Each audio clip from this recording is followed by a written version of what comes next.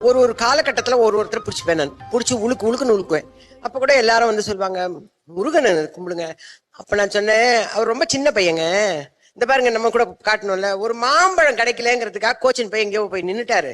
அவர்கிட்ட நம்ம கஷ்டத்தை சொன்னா அவருக்கு எங்க புரிய போகுது.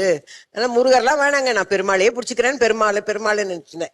அப்போ நான் ஒரு சீரியல் பண்ணிட்டு இருந்தேன். அந்த சீரியல்ல நாளன்னைக்கு அவங்க நிறுத்த போறாங்கன்றது எங்க கிட்ட சொல்லவே இல்லை.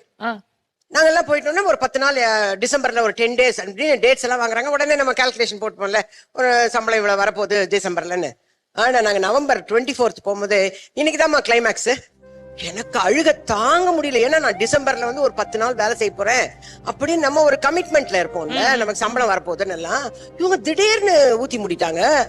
நான் போய் உட்கார்ந்து அழுறேன். ஐயோ என்ன காயத்ரி இந்த மாதிரி சீரியல் முடிக்கிறாங்களாமே, இன்னைக்கு தான் கிளைமேக்ஸ் ஆமன்னு சொல்லி அழும்போது, அப்ப அங்க ப்ரொடக்ஷன்ல ஒரு அக்கெல்லாம் இருப்பாங்கல்ல, அம்மா கவலைப்படாதீங்க, இங்க பக்கத்துல சிறுவாபுரி முருகன் கோயில் இருக்கு, அங்க நீங்க வேண்டிக்கங்கம்மா, வேலை எல்லாம் கிடைக்கும். ஃபர்ஸ்ட் டைம் அந்த கோயில் போற சரியான மழை, அது பாதையே தெரியாத அளவுக்கு இருக்கு. போய் இறங்கின, மழைங்கிறதுனால கூட்டம் இல்ல கோவில். போன உள்ள போய் நின்னம்மா, அலங்காரத்துல இருந்த முருகரை பார்த்தோன்னே வேல்முருகன் சொன்ன மாதிரி அழற.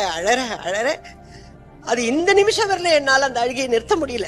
அந்த முருகரை பார்த்து என்ன மன்னிச்சிருப்பா, நான் வந்து நீ சின்ன பையன்னு சொல்லி உன்னை வந்து தப்பா திட்டேன், என்ன மன்னிச்சிரு, வேற எதுவுமே கேட்கல. மழை எக்கச்சக்கமா பெய்ய ஆரம்பிச்சு. முருகா, உன்னை பார்க்கணும்னு புடிவாதம் பிடிச்சி வந்துட்டேன், என்ன நீங்க தான் சேஃபா எடுத்துன்னு போய் வீட்டுல விடணும் அப்படின்னு சொல்லி வந்துட்டம்மா.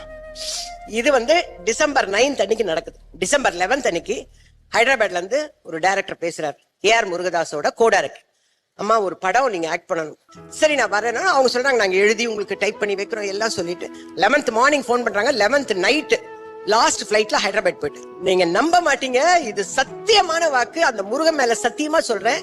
1.5 வருஷம் 2 படம் அங்க பண்ணேன். ஹைதராபாத்லயே தான் இருப்பேன் 2 படம் பண்ணேன். அங்க இருந்து இங்க வரேன், தக் லைஃப்ல நடிக்கிறேன். இப்படி பல படங்கள் வந்துகிட்டே இருக்கு. சீரியல் கேட்டா எனக்கு டேட் இல்லங்கிற. எப்படிமா அவன் இல்லாம வேற யார் செய்வாங்க இந்த வேலையை? எந்த மனுஷன் எனக்கு ஹெல்ப் பண்ணாங்க? அவர்கிட்ட போய் சரணடைஞ்சிட்டா, நீதான் எனக்கு எல்லாரும் சரணடைஞ்சிட்டா, நம்பிக்கை வச்சா கண்டிப்பா அந்த முருகன் செய்வான்.